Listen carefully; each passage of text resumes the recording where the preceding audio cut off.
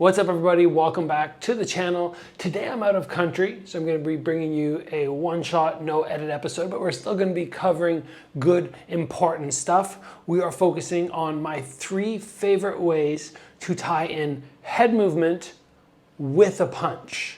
And there are so many ways you could do this, right? It doesn't have to be this one way, there are many ways, and hopefully, based off the 3 options I show you today, you try them out, you go, oh, these are ones that I like too. Or if you don't like all 3 of them, maybe you enjoy 2 or 1 of them.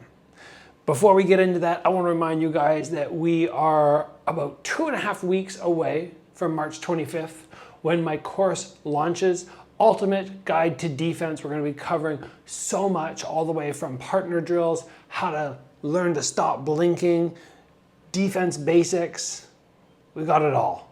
Pre-recorded calls, at least 20 of them, live calls so you guys can talk to me. I'm gonna put a link down below. Make sure you get yourself registered for this one-of-a-kind course. So let's get back into tying in punches with head movement. My first and one of my favorites actually is to slip a jab, an orthodox jab, and come to this side. Now, most people would go, well, Gabriel, why don't you slip to the outside? Generally, if somebody throws a straight punch, you slip to the outside. It makes it harder for me to follow up with my next punch. But if you can simultaneously slip to the inside of the punch and throw what I call a corkscrew, it's kind of like a combination between a cross and an overhand. I get my head off the center line, this hand twists over, and I catch the person over top their jab.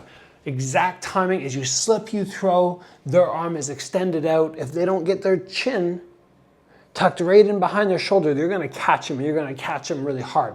So I stand there, I wait for the jab, head off the center line to the inside, and boom. Big turnover of the back foot, I really pivot, I toss that shoulder in front. The corkscrew is a great way to catch people. As they throw, they get tagged.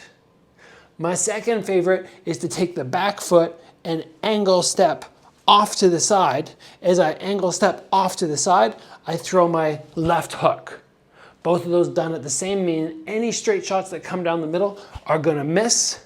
And if the person throws a punch with their shoulder down or throws a jab with their other hand down, they are open for that counter. So I stand here, I wait for that entry, and boom. If they throw a left hook, my hand's up, no big deal. And if they happen to throw a right hook, I make sure my shoulder's high. I don't do it like this. Standing in place, I see movement, angle, and punch. So we have number 1, the corkscrew, head off the center line. Number 2, footwork, a little bit of a drop if you want. Timing that little slip to the outside with that foot slide.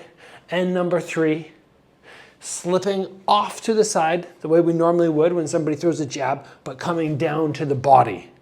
I really like this one. I find because my head's tipping down, and if I try to punch upwards, up at head level, I don't feel like I get as much power, but when I come straight out and I hit somebody right in the sternum, I can usually stop them in their tracks, boom, and then I can follow up and do the real damage on the rest of the combo.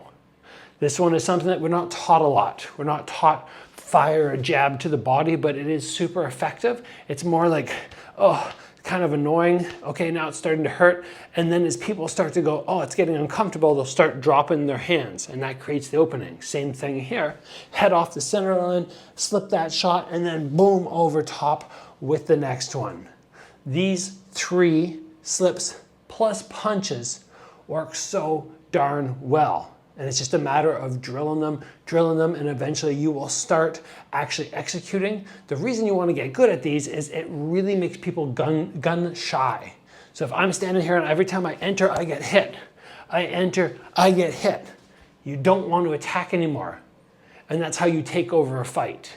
This guy gets he just doesn't want to move forward. Very scared about offense. And your defense is on point, and then we go, okay, he's not attacking anymore, and now I can get back in to putting the pressure on him. You just create that scenario where he doesn't attack, and you will. That's it, guys. I'm gonna be back home in 2 or 3 days, so I'll be bringing you a couple more episodes from sunny California. It's actually raining outside right now, but it'll be sunny soon. So stay tuned with me.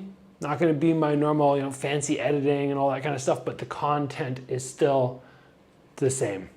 It's gonna be good stuff for you. So as always, guys, train hard. I'll see you back here soon for another video.